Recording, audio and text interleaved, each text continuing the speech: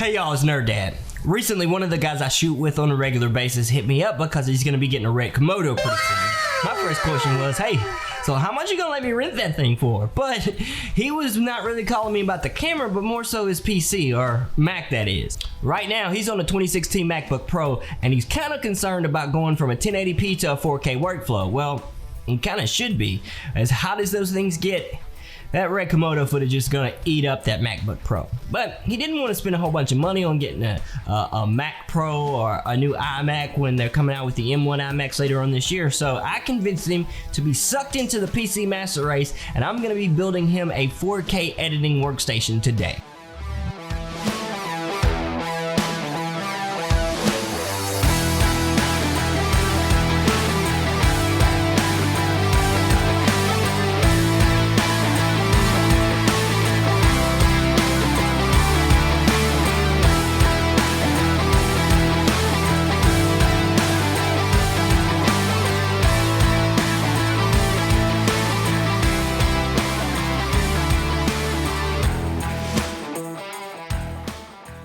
Now, with the budget in mind, we didn't want to spend a whole lot of money, so I actually started off with the Ryzen 7 3700X as the main component of this system. You got 8 cores, 12 threads, really good boost frequencies, and you're not really losing out on much by not stepping up to the 3800X, and it gets to save you $50.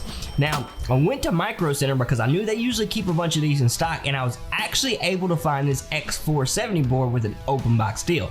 Now, the key is on these open box deals is you always want to make sure you check the box to make sure all the parts are in there, and I haven't had any problems with them.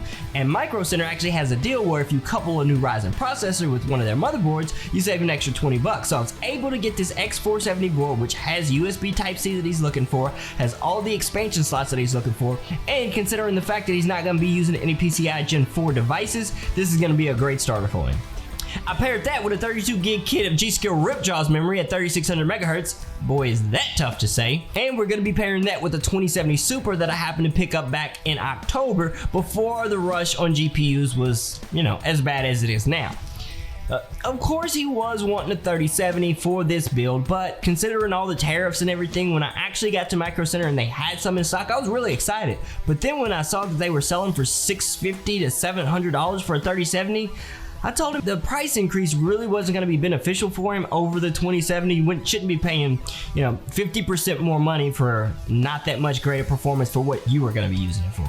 Now, if he wants to get into a little bit of Call of Duty Modern Warfare after these tariffs kind of settle out and the global demand kind of hits to an easy point, well, later on next year, maybe if he wants to upgrade his GPUs and the inventory is kind of settled out, it'll be time to do it. And for storage, we went with a 512 gigabyte NVMe SSD to make sure that he didn't have any kind of slow moving parts whenever he was going to be editing. Now, he does most of his editing off of a external SSD now, so to have a scratch disk in here isn't really necessary, but we're going to be adding one later on down the road whenever the budget increases if he needs one.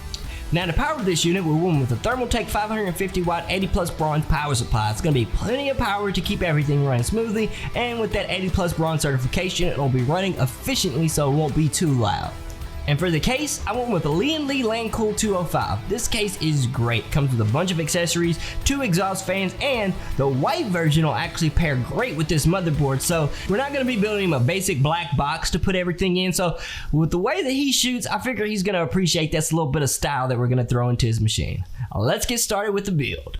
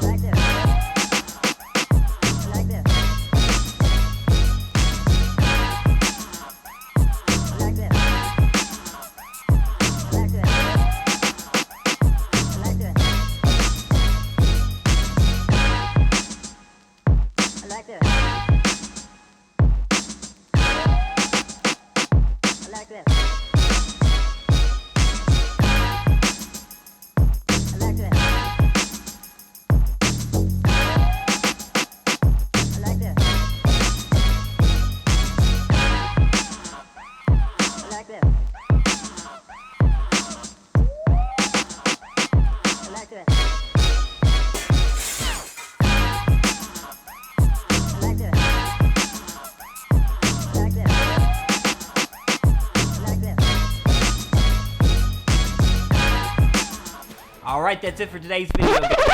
Hey guys, it's Editing Nerd Dad here. I had to jump in real quick because while I was editing this sequence, I realized that I didn't tell you guys how the computer performed at all. And with that 3700X and 2070 Super combination is a computer that you can build right now with parts off the shelf and off of eBay without paying outrageous prices for GPUs, it makes sense that you would want to know how it performs. Well, I used a sequence that I had put together for a friend of mine.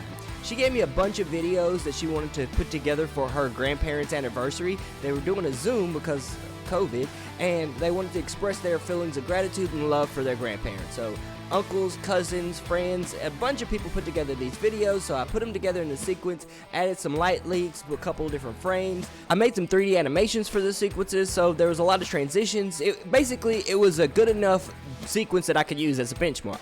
Now, on my system, which I'm running a Ryzen 9 3900X, I've got 64 gigs of RAM. For my GPU, I've got an RTX 3080, 800 watt power supply, so basically mine's pretty tricked out.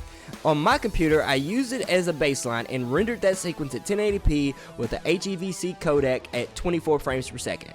On my machine, it ran and rendered in 9 minutes and 38 seconds.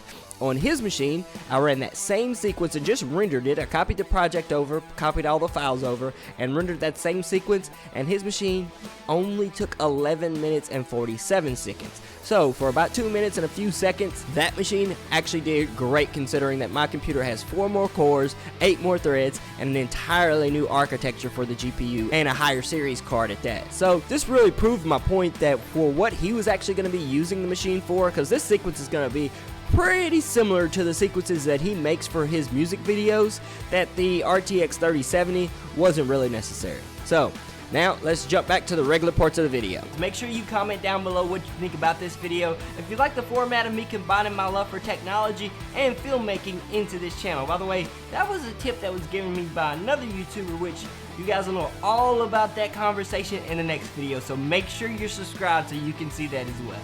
Alright, that's it for today, guys. I'll see you on the other side.